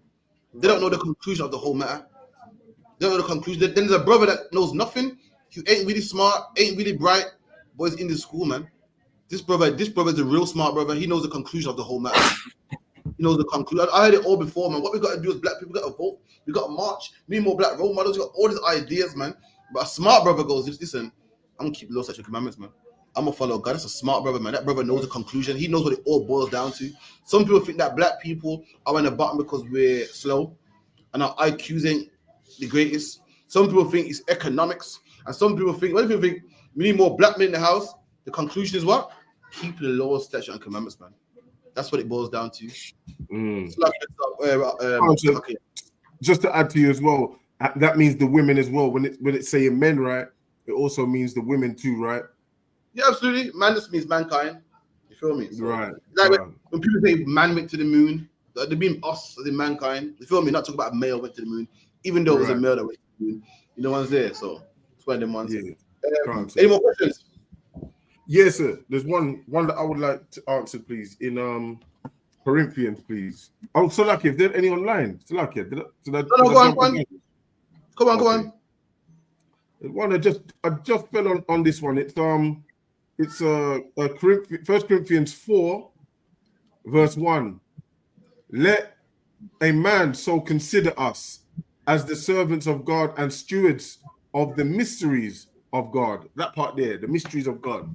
What does that mean, sir? Read that again. Let a man so consider us as servants of Christ and stewards of the mysteries of God. So Paul saying, let men look at us, consider us, meaning look at us like with the men, not mean like we are, like the men of God. So a man's supposed to look at you and consider you as a man of God. A man's supposed to see you and not wonder. I wonder if man is a thief. I wonder if he will lie to me or rob me. A man must look at you and go, oh, Hakayan, it's a man of God. That man there knows the mystery of God. See, Hakayan, clever, A man meant to go, shit, I got a problem, and what am I to do? You know what I'm meant to do? I'm a Hakayan. You know why? I consider him a man of God. I know I know he got the answers. A man meant to have a man meant to be lost in the Bible. Go, I don't get this, man. I'm a Hakayan. That man accounts us as a man, as a minister of God. A minister is a worker of God. Read that part again. Color counter. It says, let a man so consider us as servants of Christ and stewards. Salakia. What Bible are you reading? The one here says account. Oh, Salakia. I'm reading it from the phone. That's where I saw it. Salakia, the one. Salakia, just bear with me a minute, so I'm gonna get it up quickly. 1 Corinthians, Salakia. My bad. Yeah, all right. I got it here. 1 Corinthians 4, verse 1. Let a man so account of us as of the ministers of God and the stewards of the mysteries of God. There you go. What's the end part then? What's the last part? The steward of the mysteries of God. I think I get it now. We're the ones that break down the Bible, and we can tell you how to get off drugs, how to fix yourself. We give them the instructions to be able to have life. Right, I put it all together. It's saying, let a man look at you like that. Yeah, exactly. Let anyone that look on any of us in the I.S.U.P.K see these are the men that keep the law. These are the men that can teach me things that I don't understand in the scriptures. If I need anything, I know I can get it broken down by Officer Raubam or Captain Karathia. These are the men that understand the Bible, Salakia, and the breakdowns and the hidden secret, the mysteries. And you saw that the other day in Erdington, didn't you, man? You know what I mean? A brother got beaten up by these Turks, man. We wrapped up there, it's like this all goes. Like, oh, thanks for coming, man. That's these monsters, man. And the UPK, we came out there on the mic and showed them what we got to do. Exactly. Everybody else on the mic doing what, man? Playing music, man. That's what I heard. Imagine a man got beat up. If I got beat up here and a man's playing reggae music, this I'd be pissed off, man. I'm trying to see some bloodshed and he playing some reggae music, man. Everyone else is protesting. You know what I mean? No justice, no peace. The UPK came with a solution, man. And that's what I meant. When people pray to God, Jim Muhammad says, people pray to God for the answer, man. And let me tell you something, you are the answer. When people pray to God for the answer, they're praying that they send you. They're praying that when a man's hungry, he's praying to God that the Lord sends us. When a man us in the Bible, he's praying to God that, listen, send the UPK my way, man. I need to understand the Bible. You are the answer to their prayers, man, in the UPK. That's what we've been told. That's what we teach the UPK. We are the answer to brothers' prayers, man. When brothers pray, they pray for us. You want food, you pray for us, man. We'll give it up. And Salaki, if I may just add to that as well, other one, it's like, I mean, if I'm walking the street and I wear a UPK t-shirt that represents the school or something like that, automatically, people treat me different. Automatically. I don't get the drug dealer vibe. I don't get, he's on our turf or he's trying to do this or take over or take man's girl or anything like that. I don't get none of that. I get more respect from the black people, and I get the beef from the other nations, which I kind of like. So the brothers out there that would never come in the truth, they never will. It's not their thing, or they hate it, whatever. But they always look at you as that brother there, man of God, They wouldn't think twice of saying, yo, Haki, listen, you want some weed? They wouldn't dare. They'll sell weed and go, oh no, leave him. He's not into that. He don't do that. You feel me? The whores were, they won't approach you. They'll be like, listen, these are facts. Me and Captain Shot went to an event one day, There's a woman there with a crack of her breast showing and everything. In fact, you was there, man. I think you both was there with me, man. I was there. I think it was me, you, and Shamgar. I saw us. She's like, you right. Right. You walk around with your breast out every day. Spirit Every day. convicted In fact, you purposely have it out to attract the men, but somehow you saw us now, and now you're convicted. You feel embarrassed, you feel shame. You know why? Because she looks at us as a minister of God. That's she right. knows she shouldn't be doing this around us, and she feels embarrassed. She feels Right. naked all of us. She'd be naked all of her life, but now around us she felt naked. I was like, right. Look at that. And likewise, people come around you and go, "No, don't say it to him." You know how when you're around, if you're a man like myself, that I swear a lot, but when you're around big people, you stop swearing. Yeah, that's how people treat you. People be around you and see you, and they don't agree, and they're like, yo, show some respect, man. It's walking past, man. Don't smoke around here, man. It's about, man. Man, look at this man. Women will cover up, man. Women will automatically start to feel naked. Imagine they've been wearing battery riders every carnival. All of a sudden, around you, right. Just feel trying naked. to cover up. Yeah. Naked all of a sudden, the way there. Shit, you know how it is, man. Any more questions? Throw order for that. Appreciate that, sir. No problem, man. Any more questions online? Last, no questions. I do have this comment from a young man, Danny. It says, notice how it says duty, referring to the scripture in Ecclesiastes. So that's a military term. Absolutely, man. And what else the military term that Christians have taken, and it sounds wet nowadays, but it's a military term.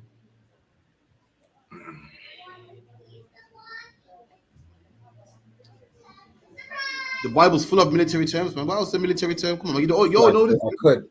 Come on. The priest? Nah, there's a military term in the Bible that everyone reads, man. Everyone reads, and people assume it sounds very.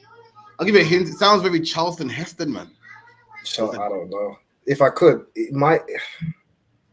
I don't know. Charleston Heston. Is it the word kiss, where it's a salute? No, man. It's a military term. It's military, and we read it every day, man. Like it sounds Charleston. Come on, sis. I don't know. I'd have to find out who that is. It sounds Charleston Heston. I'll give you a hint. While I was young, it's the man that starred in the Moses movie, man. Okay.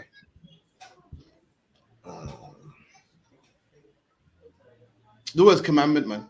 Commandment is a military term. People read commandments and feel, oh my God, commandment, the Lord's commandments, so it sounds so gay. Right. Commandment is a military term, man. A general in the army gives commands. So that means that's crazy. When you read thou shalt not steal, it's really thou shalt not steal. It's a masculine commandment. Do not steal. When you read don't have sex with a man's wife, don't you dare have sex with a man's wife.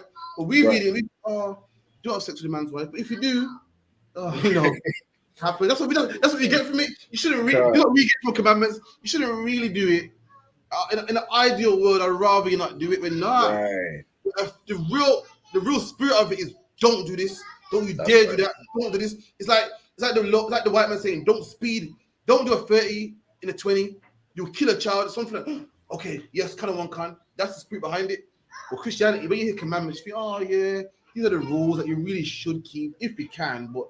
If you can't, because no one's perfect. That's what we get when we read commandments. But really, commandments are a military term. So I get you. Question. Like you said, what's the UPK stance on sisters correcting each other? For example, if you saw a sister going off, maybe dressed inappropriately, but a husband can also see it. Should you still say something when the man over it is saying? But if you see something and you think, it's a bit inappropriate, sister would speak to her. Say, sis, you don't feel it. Then she'll go to her husband and say, do you think this blah, blah, blah? He goes, no. Then, that is what it is. Or, he will speak to somebody, sexy, you from wives like this. But the sister, you can tell her, it's just my brotherhood, man, you know what I mean? I love you, I love you, my sister, I don't hate you. And I think that's a bit short, man. And a nice one, you know what I mean? And if sister accepts it, or she might go, nah, man, it's good. Just blah, blah, blah, blah. Remember, everyone, in the Bible, there's opinions and then there's facts. And your opinion might be skimpy, hers it's not. And if we got something like that, then we'll find out if it is. We'll go above. And a general might say, no, it's not. She's a shape that way. Or she might accept it and go, listen, what's the precept for this? Salaki, go on. Salaki, I didn't hear the question. Salaki, I was just. I'm going to wrap it up for now anyway. Salaki, for time's sake. But if you hear thy brother, you gained him.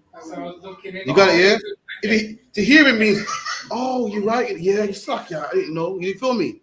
But if not, then That's the issue, but still, it can still apply. You love them, you know. You don't hate them. You're not trying to make them feel bad. You love them, man. So you know, but like if you're something on your face, would you like for someone to tell you? So there's something in your face, man.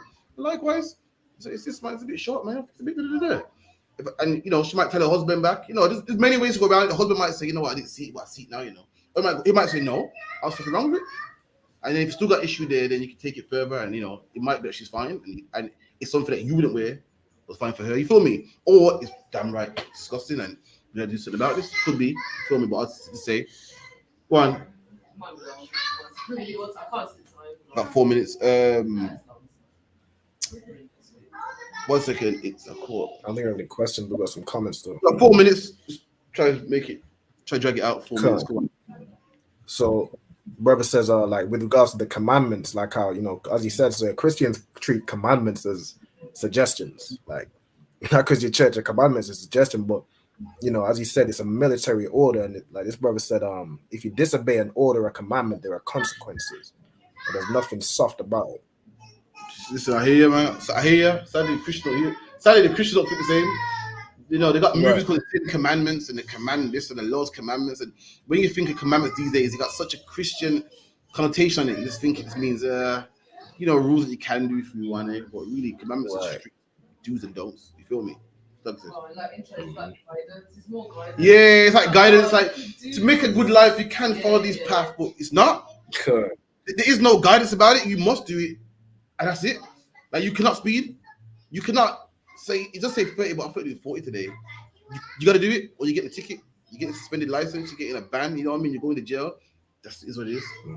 Like in church, like married couples, and like issues, it was always like this may be a thing, you can make her do this. It's never like direct, you should do this, you should do that. Like commandments went straight on. That's what it is, man. Commandments, do's and don'ts. It's military as well, man. Military, you know what I mean? Them soldiers you see outside Buckingham Palace, they're commanded to be there, man. And they're commanded, don't talk to nobody, don't smile, stay there, straight face. All the commandments that you must do. They're not, you know, something that you can do if you want or not. But with that, Salah, that's the class. Everyone clap it up. Hand over to Priest and Prophet, True Prophet Daya Allah with the announcements, man. Clap it up for him as well. Prophet Daya Allah, man.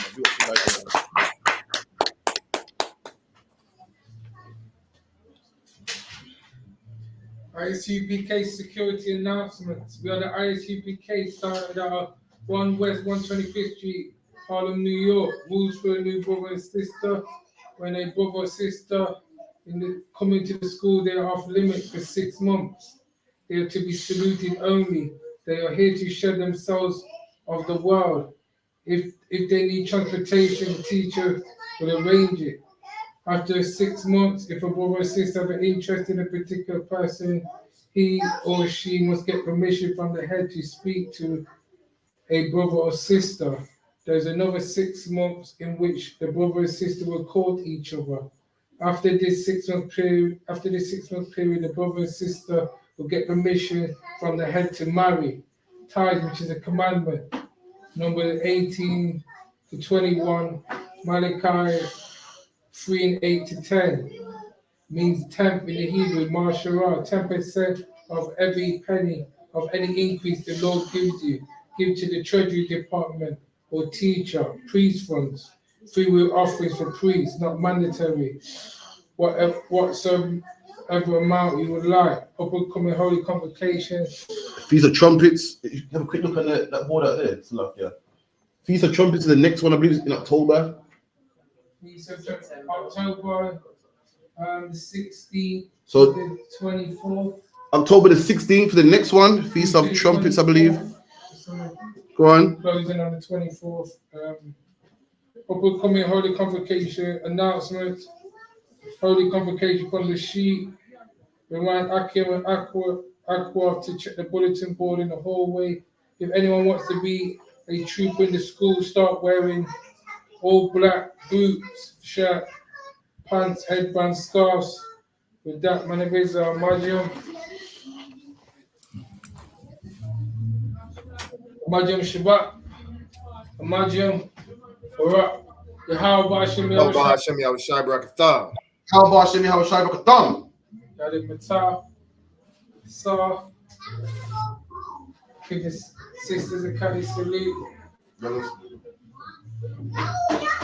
Men of Israel. Amadium Shabbat. Amadium Barak. Yahweh Shabbat.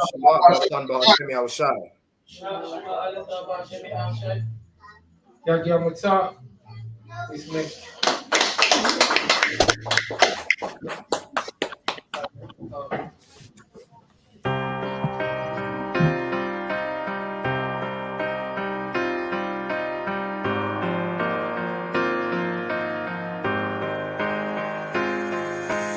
See, I was born to be a soldier. See, I was born to be a soldier. See, I was born to be a soldier. I was born to be a soldier. Hey, hey. See, I was born to be a soldier. I was born to be a soldier. See, I was born to be a soldier. See, I was born to be a soldier. See, I was born to be a soldier. I was born to be a soldier. See, I was born to be a soldier. See, I was born to be a soldier. Left, right, left. I can tell you what it feels like when them problems kicking in. I call it real life. Now I'm feeling trapped. Who can I trust? Second guessing everything. Who can I love? I remember sleeping on the floor, ready for whatever. I was sleeping by the door. I was down bad, didn't want no one to know. I was on my own, didn't have nowhere to go. Everything I seen was a test. I was born to be a soldier, nothing less. This is the life that I chose. This the life that I chose. This the life that I chose. This the life that I chose. See, I was born to be a soldier. I was born to be a soldier.